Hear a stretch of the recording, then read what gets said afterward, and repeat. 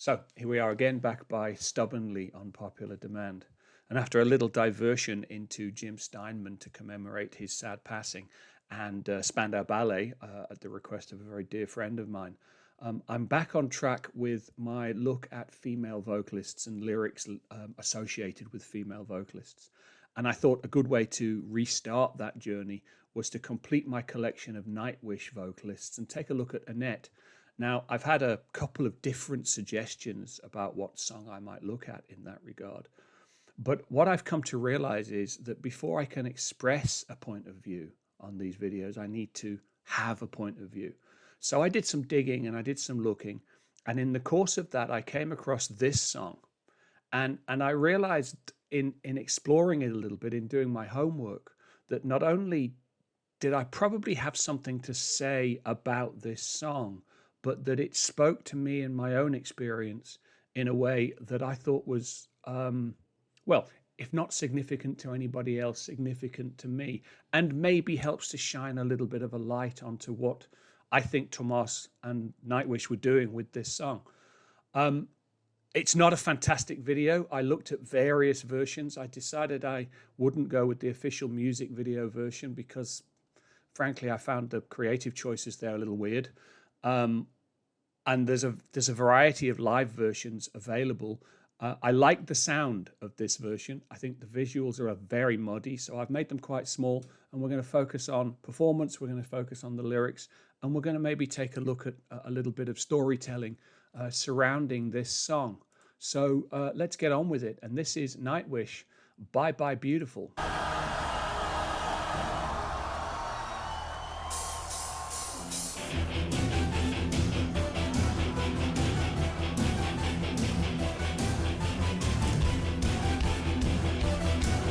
Increasingly familiar Nightwish sound.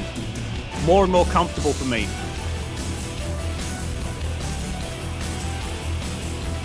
Sorry, I gotta ask.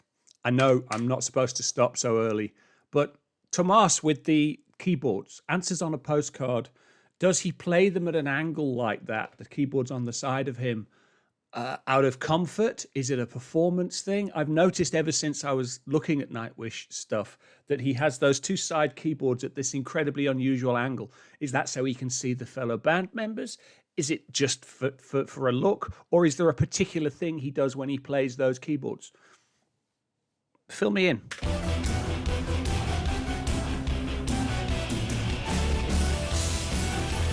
There.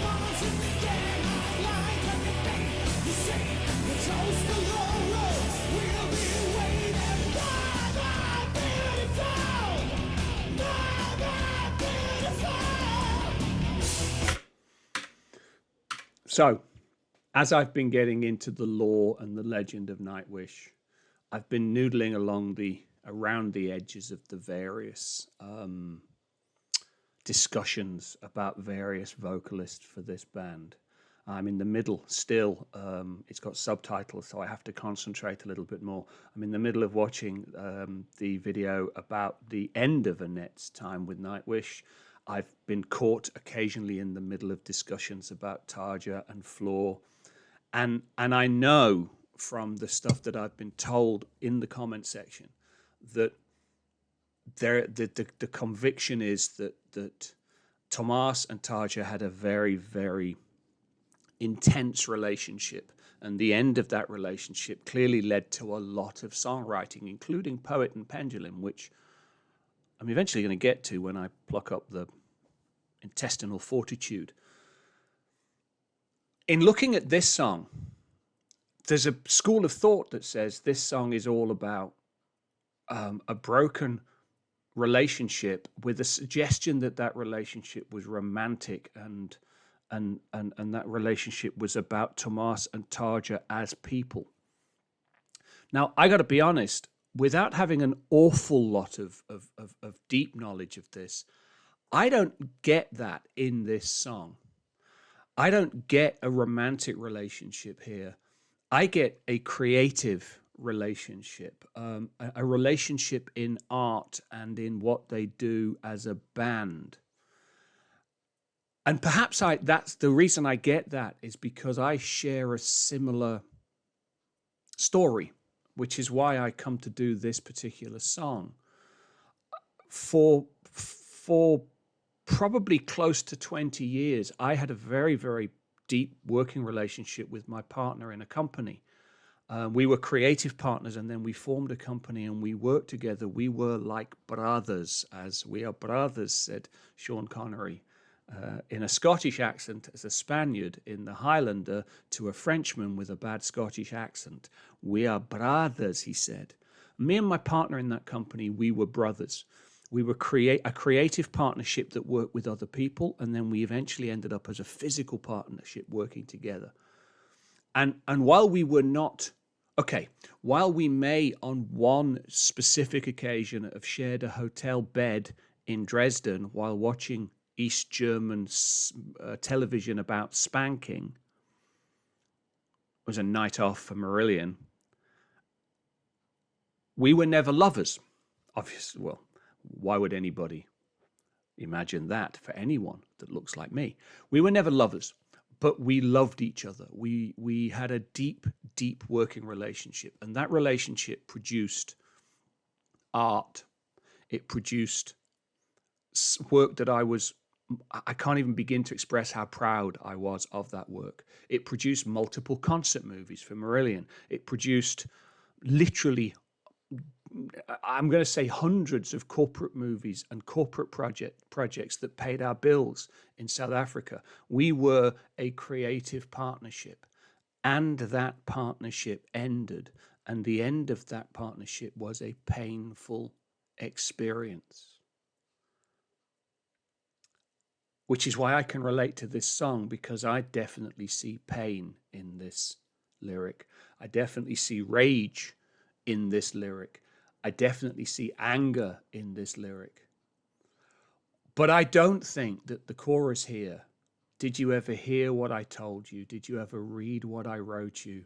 Did you ever listen to what we played? Did you ever let in what the world said? I don't think Tomas here is saying he doesn't think Tarja heard or read or listened. I think he's saying, did you not understand the value of it? Did you not get how valuable it was, and how together we were doing something that was beyond just the specificity of the songs and the words? Collectively, it could be said, we were better together than we might potentially be apart. I think this is a man who felt the end of a very, very vital creative partnership and felt enraged by that ending and in deep pain. And I can relate to that because I had similar feelings when my partnership collapsed. So to me, what I'm seeing here is an angry farewell note. But I don't think that that's all that's here.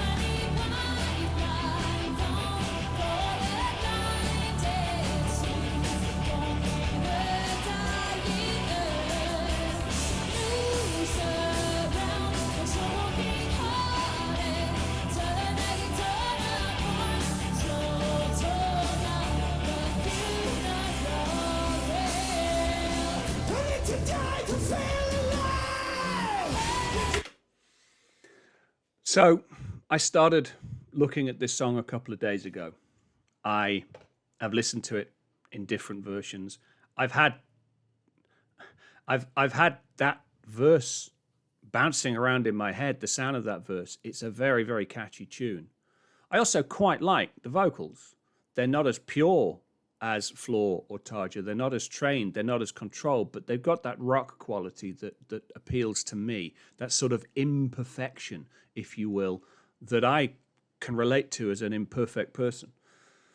What's interesting about this, now, the verses in this song, I think, are so specific to Tomas, and they're so specific to his idiom and his worldview, and almost certainly referring to aspects of the music that I don't yet have a take on, familiarity with. But emotionally, it's all about this, the slow toll of the funeral bells, eternity torn apart, the noose around the choking heart. It's all an expression of hurt and anger and pain. This line's really interesting because I think I got a handle on this now, because I've had many conversations in the comment section of these videos. I need to die to feel alive. This idea from Tomas that he keeps getting to the point that he almost commits artistic suicide to rebirth and recreate himself. This idea that at the end of this process, he's feeling a renewal moment where he has to kill the man that he was to become the artist that he's going to be. Now, when my partner decided he didn't want to be my partner anymore, it so threw me on a loop that I decided to end my filmmaking career. I decided to leave South Africa, bring my young family to the UK, and walk away from what I was as a filmmaker, walk away from any ability to continue being a writer and a cameraman and an editor and a director and all those things that were the core of my being with my creative partner in that company. I tried to kill myself, effectively. I tried to kill myself creatively. Fortunately, aspects of that career, like The Godfather 3, dragged me back in. People wouldn't let me go.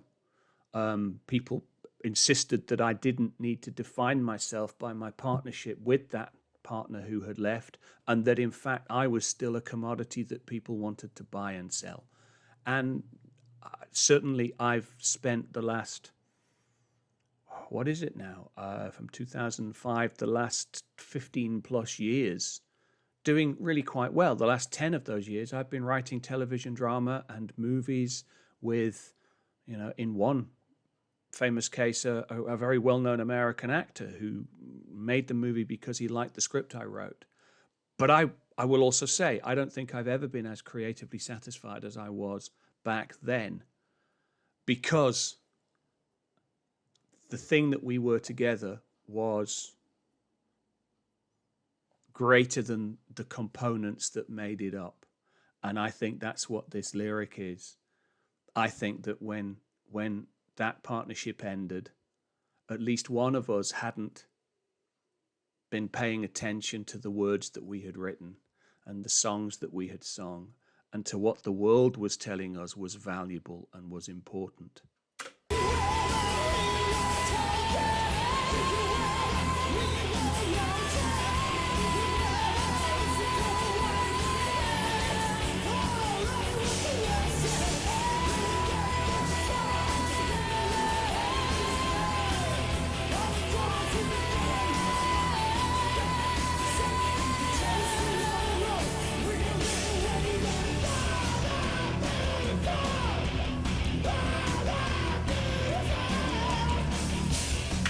So here's another thought about this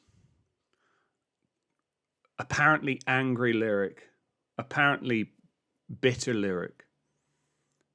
You chose the long road, but we'll be waiting. To me, as angry as this song seems on the surface, I don't think these are entirely angry words. I think, if anything, they are bittersweet. There is an interview out there that somebody forwarded it to me.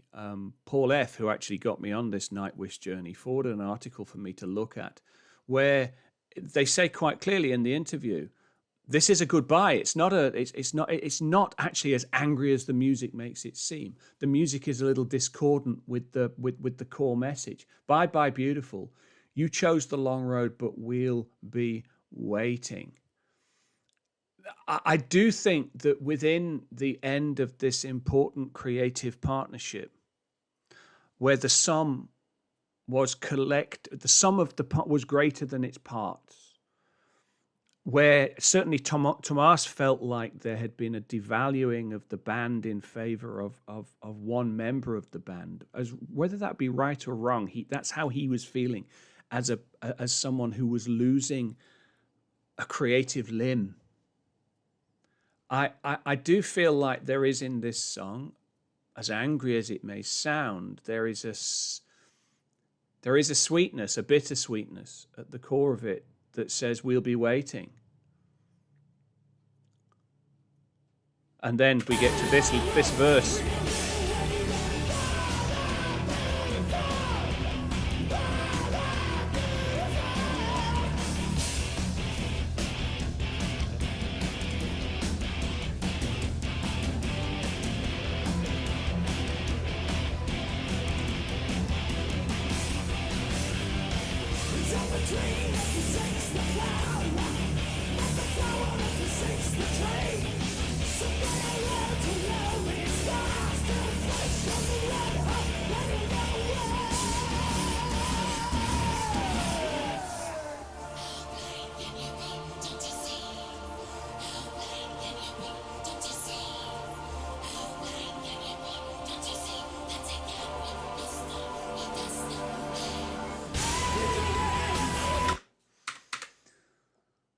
So I like this lyric. It's not the tree that forsakes the flower, but the flower that forsakes the tree. It might be suggesting the ephemeral quality of the flower versus the tree. The flower that is beautiful for a moment, the tree that grows over generations, decades, sometimes even centuries. But it also suggests bye-bye beautiful. The flower is beautiful. The tree is sort of the all-encompassing shade. It's a really, again, it's a heartfelt lyric. And the idea that someday I'll learn to love these scars. I know that when my partnership ended, it took me an awful long time to get past it. It may be argued I'm not past it yet. It may be argued that I still feel somehow dissatisfied with how things ended and still feel that ghost limb of the things that we were able to do together that we haven't been able to do separately. As much success as I've had outside of that partnership, I haven't had the same joy. I haven't had the same sense of fun. I haven't had the same sense of companionship that partnership gave me, and the loss of it was a wound. So I can relate to Tomas here, even if the argument is a song performed by the new singer the way to express your anger and your rage. I think in Tomas's case, if you're going to go with him while he writes Ghost Love Story, if you're going to go with him while he writes Dead Boy's poem, if you're going to go with him while he expresses all of those sentiments that you find moving and deep and meaningful, you've also got to allow him to go with the sentiments that make you uncomfortable and feel angry and feel bitter and feel disappointed. That is the writer that he is. He wears his heart firmly on his Finnish sleeve. And then this last line, how blind can you see? Don't you see that the gambler lost all he does not have? When you gamble with your future, when you take the thing that you've got, I did read the open letter that was written by Nightwish at the time that Tarja left, And clearly there were a lot of creative differences, and there were a lot of financial, fiscal, business stuff that seems to so often get in the way of great bands. It broke up live. It has caused nothing but I've just been digging into the story of Frankie Goes to Hollywood and seeing what happened with Holly Johnson. The business gets in the way of the art, and the business can become the thing that destroys the art. And sometimes you end up gambling with stuff you haven't got. Well, no, in fact, you end up gambling what you have by gambling away your future. You lose what you had, and potentially lose what you think you're going to have. In all of this for me is not an angry letter to an ex-lover. This for me is a goodbye and an expression of sorrow and frustration at the end of what was clearly a very, very important creative partnership. The future tells us that Tomas, having settled on this rock singer who didn't ultimately end up becoming part of the band for overly long, has now gone on to find a singer that seems to suit him down to the ground. And as far as I understand it, Tarja and Floor, great friends. Everybody has a career. Everybody's moved on. So maybe they've learned to love the scars. Maybe I'll learn to love my scars one day too. Maybe I'll one day stop having those dreams that speak to a deeper frustration about all the things that I don't get to do now that I did get to do then. But certainly it's a long road to get past this kind of end of a creative partnership, of a human partnership. And there's more than one way of loving somebody.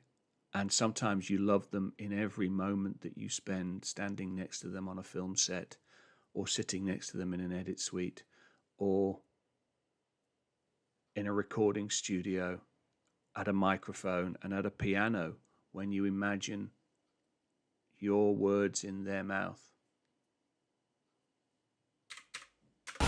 Let's sing it out.